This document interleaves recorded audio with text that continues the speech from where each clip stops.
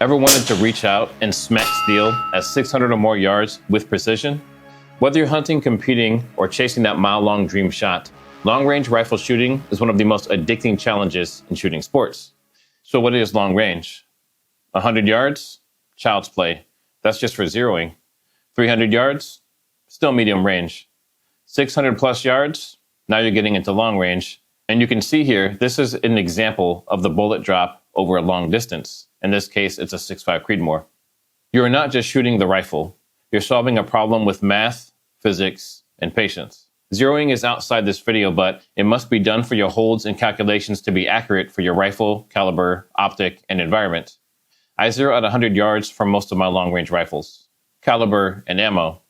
Now the typical top choices. Of course, you have 308. It's classic, plentiful, and proven in long-range combat and hunting. And then you have the 6.5 Creedmoor. It's a flat shooter, low recoil. It's like 308's more athletic little brother. It's very popular in competition. And then you have cartridges like the 300 Win Mag. It has power and reach, and is for more extreme situations, such as hunting large game at a distance. But don't get stuck in caliber paralysis. Pick one with high ballistic coefficient, or BC, low recoil, and match ammo availability. And a quick myth bust, you don't need a Magnum to hit a mile. 6.5 Creedmoor can do it with less recoil and more forgiveness. Rifle platforms. The ideal rifle for long range is a quality bolt gun with a mid to high range caliber. Bolt guns are more precise than semi-automatic rifles since the gun doesn't have internal actions that move during shooting. Can you hit long range with a 5.56 semi-automatic shooting a 77 grain bullet? Yes. Is it much easier and more consistent with a 6.5 Creedmoor? Definitely. There are some common options, like the Ruger Precision Rifle. It's an out-of-the-box tack driver. Of course, anything Tikka, like the T3X, is smooth and reliable, and the bolt is probably one of the best I've ever used. And then you have the classic Remington 700, highly customizable. Now, look for something with a heavy, free-floating barrel, an adjustable stock, and a smooth bolt. Precision matters, but consistency matters more.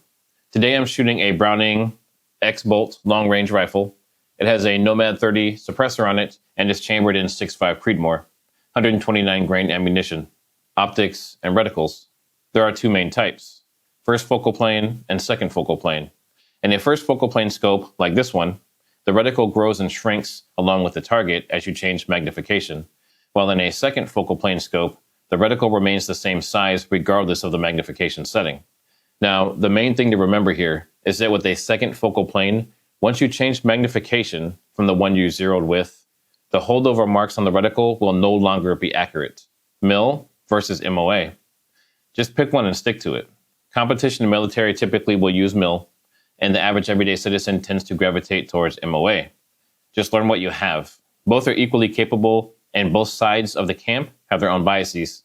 5 to 25x magnification is a sweet spot, but the closer you zoom in, the more the reticle dances and the more you'll have your sight picture knocked off target when you shoot. A $500 optic on a $1,000 rifle will outperform a $2,000 rifle with a cheap scope. Trust me. Accessories. Bipod. Harris, Magpul, Atlas. This gives you a stable platform to shoot from. Rear bag. Game changer or homemade sock full of rice. Think of it as a third hand for stability and holding the gun steady and at the right height. Rangefinder. Know your distance. The further you shoot, the more important this becomes. For ballistic calculators, the range is a requirement. Ballistic app. Strelok Pro, Hornady 40OF, Kestrel integration, chair gun. These are your Bible for dialing in your metrics for your shot, along with your dope card. So what's a dope card? Data on previous engagements. These are shots and metrics that you've already proven that you can rely on and go back to without needing an application. They can speed up your time to first hits. Think of it as logging your successful shots. And quick budget tip, start simple and build as you grow. And no, your pillow is not a rear bag. Shooting fundamentals. Body position. Prone or bench, get behind the rifle, not beside it. Straight alignment, no torque. Make sure you're not twisting your body into awkward positions to try and get the shot. Natural point of aim. You should have a relaxed sight picture. If I let go of the rifle, would it stay on target? Trigger press. Many long-range rifles have modified, very tight, short trigger pulls. You want to do a slow squeeze, very controlled. And just like when you're shooting a handgun, no jerking and no sniping the dot. Now, this can help some people. Some will put the thumb on the same side as the other fingers, and then use the whole arm moving from the shoulder to pull back on the trigger. Every flinch at 100 yards becomes a total miss at 800. So be smooth and be deliberate. When you're breathing, inhale, exhale, and then during the natural pause, that's when you want to shoot. Wind and environment. How to read the wind. Now, there are some amazing videos on this, but I'll touch on it. Mirage. Watch the shimmer from heat escaping the ground in your optic or spotting scope. You may need to slightly blur or change the parallax amount to see it. A straight up and down mirage means the wind is very low, or it's going directly towards or away from you. The mirage slightly to one side means the wind is 0 to 5 miles per hour that direction. A mirage greater than 45 degrees to one side means the wind is greater than 10 miles per hour, and it could be much more than that. Now, grass, flags, trees, which direction are they blowing? And how aggressively? This can also help you with wind. Wind meters help, but don't replace judgment. You can use something like a Kestrel, for example, that measures the wind where you're standing. Now, a good rule of thumb is for every 1 mile per hour crosswind, it moves your bullet about 1 MOA at 100 yards. So that's 10 inches at 1,000 yards. That can mean a miss without proper wind compensation. Ballistics, data, and math. I always highly recommend chronographing your specific setup. And if you use suppressors, you should chronograph with and without the suppressor. You want to get muzzle velocity? Don't take the bullet's word for it, especially from the box from the manufacturer. Bullet manufacturers often use very long barrels of 24 inches or more for their testing. You should always chronograph your specific rifle in the exact configuration you will shoot in the environment that you'll shoot in, and also with the ammunition that you shoot with. You should also account for if you're using a suppressor or not. For example, if you chronograph with a suppressor, but you shoot without one, then your calculations may be off enough to miss due to velocity differences and point of impact shift. Ballistic Calculator. Trajectory prediction. An essential tool for any long-range shooter, especially as the shots get longer and more difficult variables like high wind and shooting up or down a hill. If you're just guessing drop or wind, you're gambling. Good data makes first-round hits possible. Myth busting. Let's talk about some common myths. Number 1, you need $10,000 worth of gear. False. This setup that you see right in front of you, this is under $3,000. Number 2, 308 is outdated. False. It's still used by military snipers and hunters around the world. Number 3, just crank turrets and pray. Nope. Use math and calculations to take away guesswork. You also save on ammunition, which saves you money. Number 4, wind doesn't change downrange. This is very wrong. You can measure wind at your current location as 5 miles per hour heading northeast, but at 600 yards, it may be heading southwest at 20 miles per hour. Downrange. Field shooting demo. Now let's take some shots. I've already zeroed for 100 and I've already hit 1 and 200. So this, we're going to shoot 300 yards and then we're going to shoot 600 yards. So right now I'm trying to see the direction of the wind. And it's much further down there. We're at 600 yards. Based on what I'm seeing, it looks like the wind's going either towards me or away from me. And I can tell from just feeling the wind, it's coming straight at me. So will that affect the bullet a little bit? But it shouldn't affect it much left or right. So it means I can pretty much hold center on this. And I have cameras down on both so it can capture. I do not have a nice scope camera yet. Hopefully I'll have that here in the next couple of weeks. Let's make sure we're set up. So first of all, obviously you want to make sure you have the correct ammo that you zeroed with at 100. Make sure your scope caps are flipped.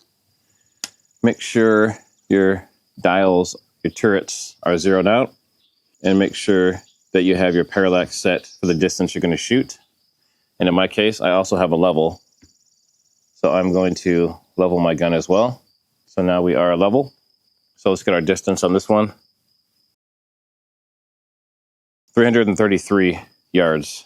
The closest I have to that is 325, which puts me at 3.2 up and 0.2 left. So I'm going to dial to 3.2 up and 0.2 left. Based on the ballistic information I put in, my 100-yard zero, and the fact that the wind is coming straight at me, as we saw earlier, I should have a first-round hit. But we'll take a few shots at this and see if we can get it. So I'm getting centered behind the gun. it's in line with my body and not off to the side. I'm not at an angle from the gun. I'm using this bag here so that I can get the proper elevation without having to actually hold the gun. Because if I do that, the gun can move around. If I have it set flat and this is dialed in the proper place on the target, all I should have to technically worry about is not moving the gun and pulling the trigger smoothly. But if I'm also holding the gun and having to balance it and everything, if I were to take this away, if I have to hold this gun and balance it, that makes my shot much less likely to be accurate. So use the bags. And in this case, that bag is pretty much putting me dead on for the proper level to hit this. So I'm going to make sure that my gun is on target without any input from me. And then I'm going to take a deep breath in, out, shoot on that respiratory pause. And that's a hit. So let's do that one more time. Put a new one in. Get behind the gun, get set up. Double check, because what'll happen is when you shoot, this whole setup, including the tripod and everything, especially on this slick table, it'll knock around and move. So if you need to, recenter your shot, realign everything, make sure you're level. And since we're shooting the same distance at 300, I do not have to make any turret adjustments. So I'm gonna make sure everything's in place without me having to touch the gun. Get on the trigger smoothly. And that's another hit. So now what we're gonna do is we're gonna try 600. But at this range at 600, I can just see barely, there's a huge, I say huge, it's probably about 3 feet in diameter. It's a huge circle gong out there, but you can only see maybe the top third, maybe the top fourth of it because it's going over the hill. So I'm basically aiming at the top of that and gonna come down and hit it. And like I said, I do have a camera out there, so we should be able to see my hit. But let's go ahead and get this set up, get squared up behind it. Now for this one, I'm gonna have to adjust this bag quite a bit. Okay. All right, so I have it in my sights. So now what I need to do, the same thing. Let's go ahead and distance this. All right, so based on that distance, 5.7 up and 0.4 left.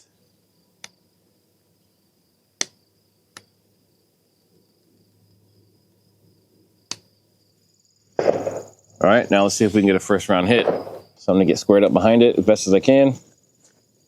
And actually I can move this over a little bit more, gives me a slightly better position. All right, so we're gonna breathe in. Breathe out. Shoot during the respiratory pause. So that was a hit, but I'm almost curious if that bounced off of the dirt below it and hit it as opposed to hitting it directly. So I am going to hold a little bit higher. Same dials, everything's the same. As far as the turret adjustments, I'm just going to aim at the top edge of that gong.